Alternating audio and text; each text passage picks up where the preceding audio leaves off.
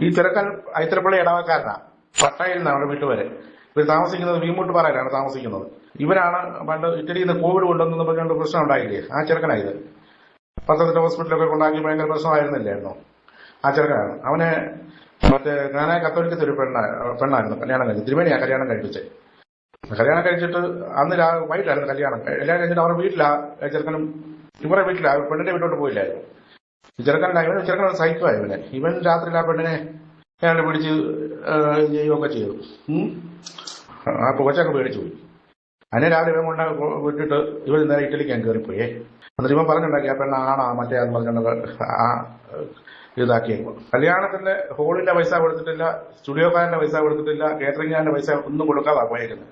അല്ലേ ഇവനെ ഒരു സൈക്കോ ഇവനെ എങ്ങനെ പോയിക്കുന്നത്. അങ്ങനെ ആ പെണ്ണിന്റെ വീട്ടിൽ നിന്ന് ഐത്തലപ്പള്ളി വന്ന് അനുഭവത്തിനൊക്കെ ആയിട്ട് സംസാരിച്ച് കേസ് കൊടുത്തേക്കുക. ചെറുക്കനെ ഇവിടെ തിരിച്ച് വിളിപ്പിക്കുവാണ് ഇവിടെ. ചേച്ചി, ഞാനാണെങ്കിൽ എന്നെ കൊണ്ട് വിട്ടായിരുന്നു വെച്ചാൽ ഇതാണ് റീസൺ. എനിക്കാണെങ്കിൽ ഞാൻ സങ്കല്പിച്ച് ഞങ്ങൾ വീഡിയോ കോളിൽ കൂടെ കണ്ടതൊന്നുപോലെ ഒന്നുമല്ല. എൻ്റെ ഒരു സങ്കല്പത്തിലെ ഒരു പെണ്ണല്ല അത്. എനിക്ക് ചേച്ചി ഇപ്പം എന്നോട് ചോദിക്കാൻ എനിക്ക് നേരത്തെ അറിയത്തില്ലായിരുന്നു. പക്ഷെ അത് അവൾക്കറിയാം. എൻഗേജ്മെൻറ്റ് വന്നപ്പോഴും ഒക്കെ വ്യത്യസ്തമായിട്ടാണ്. എനിക്ക് നമ്മൾ മുമ്പോട്ട് പോയി പല പ്രശ്നം ഉണ്ടായി അങ്ങോട്ട് രണ്ട് ഭാഗത്തുനിന്ന് ക്ലിയർ ചെയ്യുന്നതുകൊണ്ടാണ് ഞാൻ ഈ വോയിസ് മെസ്സേജ് അയക്കുന്നത് ചേച്ചിക്ക്. എന്ന് വെച്ചാൽ അവൾക്ക് എനിക്ക് അങ്ങോട്ട് ആക്സെപ്റ്റ് ചെയ്യാൻ പറ്റുന്നില്ല. ഞാൻ സങ്കല്പിച്ച ഒരു പെണ്ണല്ല. അതുകൊണ്ട് അവരുടെ ഭാഗത്ത് തെറ്റോ കുറ്റമോ ഒന്നുകൊണ്ടല്ല ഞാൻ പറഞ്ഞത്. അവരുടെ സൗന്ദര്യം ഒക്കെ അവളുണ്ട്. പക്ഷെ ഞാൻ ആഗ്രഹിച്ച ഒരു സൗന്ദര്യമല്ല അവൾക്കുള്ളത്. അത് പറയാനായിരുന്നു കേട്ടോ. സോറി ചേച്ചി, ഞാൻ കയറി പോവാണ്. മുന്നോട്ട് പോയി പ്രശ്നങ്ങളും വഴക്കുകളും പ്രോബ്ലങ്ങളും വരാതിരിക്കാൻ ആണ് ഞാൻ നേരത്തെ ഈ വോയിസ് മെസ്സേജ് അയക്കുന്നത്. പപ്പായോ മമ്മിയോ ഒന്നും അറിയത്തില്ല, അവർക്കൊന്നും അറിയത്തില്ല. ഞാൻ എൻ്റെ സ്വയം ഇഷ്ടത്താലാണ് ഞാൻ ഈ കയറി വന്നത്. അത് ചേച്ചി പറഞ്ഞ് മനസ്സിലാക്കണം. ഞാൻ അവിടെ ചെന്നിട്ട് വിളിച്ചു. എല്ലാവർക്കും സ്വാഗതം. അപ്പോൾ പറഞ്ഞു വന്നത് നമ്മുടെ റാന്നിക്കാരനായ പയ്യനെ കുറിച്ചാണ്. നിങ്ങൾക്ക് എല്ലാവർക്കും അറിയാം ആ വ്യക്തിയെ. നേരത്തെ കൊറോണയുടെ സമയത്ത് ഇറ്റലിയിൽ നിന്ന് വന്ന് കേരളത്തിലാകെ കൊറോണ പരത്തിയ ആൾക്കാരെ കുറിച്ചാണ് പറയാൻ പോകുന്നത്. ഇപ്പം നിങ്ങൾക്ക് പിടികിട്ടി കാണും ഞാൻ ആരെക്കുറിച്ചാണ് പറയാൻ പോകുന്നതെന്ന്. അങ്ങനെ ഇവരുടെ റൂട്ട് മാപ്പ് എല്ലാം അങ്ങ് ഭയങ്കര പ്രസിദ്ധമായിരുന്നു. എല്ലാ ലീഡിങ് ചാനലുകളിലെല്ലാം ഇവരുടെ റൂട്ട് മാപ്പ് കാര്യങ്ങൾ, ഇവരെവിടെയൊക്കെ പോയി, എവിടെയൊക്കെ വന്നു, എവിടെയൊക്കെ നിന്നു ചെയ്തു എന്നുള്ള കാര്യങ്ങളടക്കം വന്ന് അങ്ങനെ ആ കുടുംബം അങ്ങ് ഫേമസ് ആയിരുന്നു കേരളത്തിൽ. അങ്ങനെ ഇരിക്കുമ്പോഴാണ് ഈ പയ്യന് ഒരു മോഹം വീണ്ടും ഒന്ന് ഫേമസ് ആകാൻ. അങ്ങനെ ഇവൻ പ്ലാൻ ചെയ്ത് 2025 വരുവാണ് ഒരു പെണ്ണ് കെട്ടാ എന്നുള്ള തീരുമാനത്തിൽ. പെൺകുട്ടി എന്ന് പറയുന്നത് കോട്ടയംകാരി, കടുന്തുരുത്തിക്കാരി ഒരു പെൺകൊച്ചാണ്. അങ്ങനെ ഫേസ്ബുക്കിലൊക്കെ കണ്ടു, പരിചയപ്പെട്ടു. അങ്ങനെ വിവാഹം ചെയ്യാമെന്നുള്ള തീരുമാനത്തിൽ നാട്ടിലെത്തി. പെൺകൊച്ച് ദുബായിലാണ് വർക്ക് ചെയ്യുന്നത്. അങ്ങനെ നാട്ടിലെത്തി ഇവൻ കല്യാണമൊക്കെ കഴിച്ചു. കല്യാണം കഴിഞ്ഞിട്ട് ഈ പയ്യൻ എന്ത് ചെയ്യണം, പെണ്ണിൻ്റെ വീട്ടിലോട്ട് പോയില്ല. കാരണം അങ്ങോട്ട് ദൂരെ കൂടുതലാണെന്നും പറഞ്ഞുകൊണ്ട് ഇവൻ ഇവരുടെ വീട്ടിൽ തന്നെയാണ് അന്ന് തങ്ങിയത്. എന്നിട്ട് പറയുന്നത് എന്താണ്, കല്യാണ വീടാണ്. രാത്രി 1 മണിയായപ്പോഴേക്കും മണിയറയിലേക്ക് ചെന്നു. അപ്പോൾ അവിടെ കട്ടിലയിൽ ഒരാൾ പാൻസ് മാത്രം ഇട്ട് കിടക്കുന്നു എന്ന്. ഇപ്പോൾ വേറെ ഡ്രസ്സൊന്നും ഉണ്ടായിരുന്നില്ലേ, പാൻസ് മാത്രം ഇട്ട് ഒരുത്തൻ കിടക്കുന്നു അവിടെ. അത് ഒരുത്തനായിരുന്നു, ഒരുത്തിയായിരുന്നില്ല, ഇവൻ്റെ ഭാര്യയായിരുന്നില്ല. ഭാര്യയായിട്ട് ഇവൻ കല്യാണം കഴിച്ച പെണ്ണായിരുന്നില്ല, ഒരാണായിരുന്നു എന്നാണ് പറഞ്ഞത്. ഒരു ശിഖണ്ഡിയാണ്, അല്ലെങ്കിൽ ട്രാൻസ്ജെൻഡർപ്പെട്ട ഒരു വ്യക്തിയെയായിരുന്നു കല്യാണം കഴിച്ചത് എന്നൊരു ചിന്ത വലിയ വന്നു. ഇവൻ 5 പവൻ്റെ താലിമാല ഇട്ടും ആ സ്വർണ്ണമൊക്കെ നഷ്ടപ്പെടാതിരിക്കാൻ അവളുടെ കയ്യിൽ നിന്ന് അത് സൂത്രത്തിൽ പിടിച്ചെടുത്ത് വാങ്ങിച്ച് സൂക്ഷിച്ചു.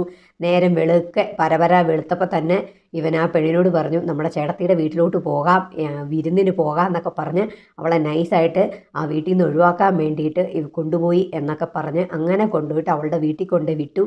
അവൻ്റെ സ്വർണ്ണമൊക്കെ സേഫാക്കി വെച്ചു എന്ന തരത്തിലുള്ള വോയിസ് റെക്കോർഡുകളൊക്കെ എല്ലാവരും കേട്ടു. എന്നാൽ സത്യത്തിൽ എന്താണ് സംഭവിച്ചത്?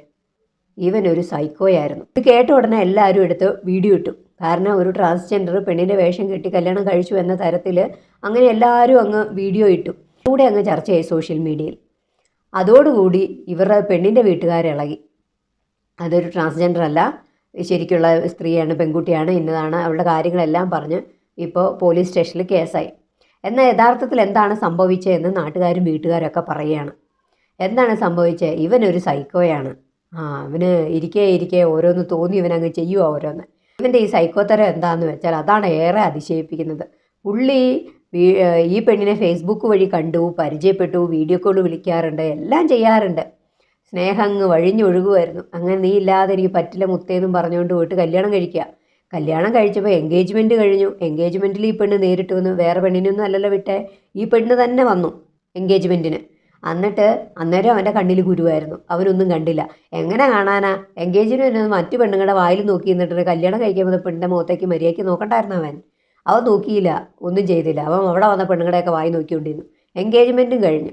എന്നാൽ അത് പോട്ടെ, എന്നാൽ അത് കഴിഞ്ഞിട്ടാണെങ്കിലും എനിക്കിത് വേണ്ടാന്ന് വെച്ചായിരുന്നെങ്കിലോ അതിന് കുഴപ്പമില്ലായിരുന്നു. ഇത് കല്യാണവും കൂടെ കഴിഞ്ഞ് എന്നിട്ട് അവന് ഇല്ലാത്തൊരു കഥയുണ്ടാക്കിയേക്കണത് ആണാന്നും പറഞ്ഞു ആ പെണ്ണിൻ്റെ ജീവിതം ഇവൻ നശിപ്പിച്ച് കളഞ്ഞില്ലേ ഇവൻ്റെ ഊളത്തരം കൊണ്ട്.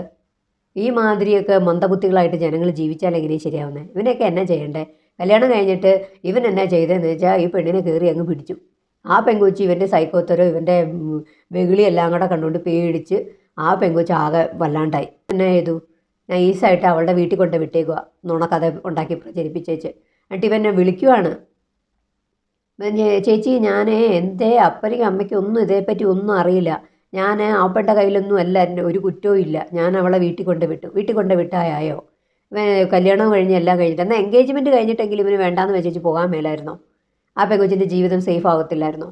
അതൊന്നും പോരാഞ്ഞിട്ട് പുള്ളി കല്യാണവും കൂടെ കഴിഞ്ഞിട്ട് എല്ലാം കഴിഞ്ഞ് ആ പെണ്ണെ നാട് നീളെ അപമാനിച്ചു. ആണാന്നും പറഞ്ഞു, ട്രാൻസ്ജെൻഡർ ആണ്, പാൻറ്റ് മാത്രം ഇട്ടുകൊണ്ട് കിടന്നു, അങ്ങനെ കണ്ടു ഇങ്ങനെ കണ്ടു, ഞാൻ ഇറങ്ങി ഓടി പേടിച്ചു പോയി എന്നൊക്കെ പറഞ്ഞ് അങ്ങനെ പറഞ്ഞ് നാട് നിരപ്പം ഈ വോയിസ് അങ്ങ് ഇതായി. ഈ പെങ്കൊച്ചിന് എത്ര, അതിൻ്റെ വീട്ടുകാർക്ക് എത്ര ഇതുണ്ടാവും, എത്ര കഷ്ടപ്പെട്ട ഒരു അപ്പനും അമ്മയും ഒരു മകളെ വളർത്തുന്നതും പഠിപ്പിക്കുന്നതും ജോലി വാങ്ങിക്കുന്നതും, എത്ര കഷ്ടപ്പാടുണ്ട് അവരുടെ ഭാവി, അവർക്ക് നല്ലൊരു ജീവിതം, കുടുംബജീവിതം, ഇതൊക്കെ ഓർത്തിട്ടായിരിക്കില്ലേ ഇവരെല്ലാം ചെയ്തേ. അവർക്കിതൊക്കെ കേൾക്കേണ്ടി വരുന്ന ഒരു അവസ്ഥ എന്താ? സ്വന്തം പെറ്റ അമ്മയൊക്കെ ഇത് കേട്ടുകൊണ്ടിരിക്കുകയെന്ന് വെച്ചാൽ ആ പെൺകുട്ടിക്കാണെങ്കിൽ അപ്പനും ഇല്ല. ഇപ്പോൾ അവരുടെ അമ്മയും അവരുടെ ബന്ധുക്കളെല്ലാം ചേർന്ന് കേസ് കൊടുത്തേക്കാം. ഇതെല്ലാം പോട്ടെ, പുള്ളിക്കാരനും അപ്പം തന്നെ ടിക്കറ്റ് എടുത്ത് ഞങ്ങൾ കയറി പോകാമെന്ന്. എങ്ങോട്ട് കയറി പോകാമെന്നോ ഇവൻ ചെന്ന് ചോദിച്ചപ്പോൾ തന്നെ ഇവനങ്ങ് ടിക്കറ്റ് കിട്ടിയോ പോകാനായിട്ട്?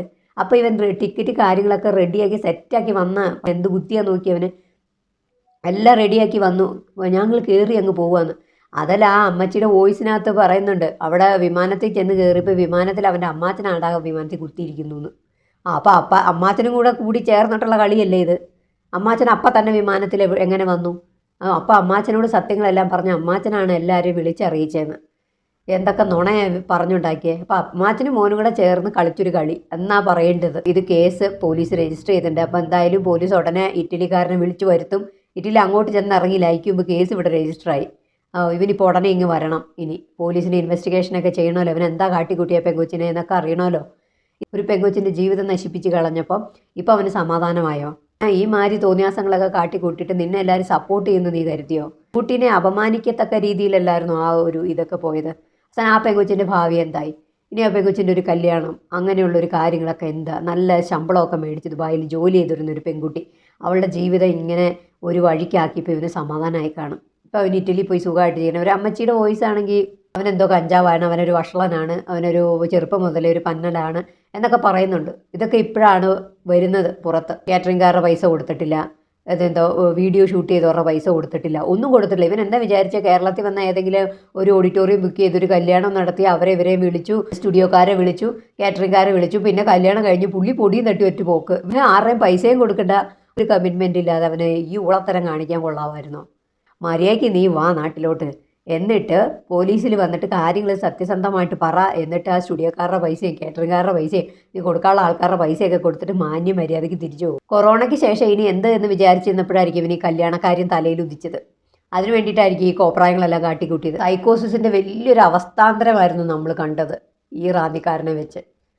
നിങ്ങളുടെ അഭിപ്രായങ്ങളും നിർദ്ദേശങ്ങളും കമൻറ്റ് രൂപേണ അറിയിക്കുക. മറ്റൊരു വീഡിയോയിൽ ഉടനെ കാണാം. ബൈ.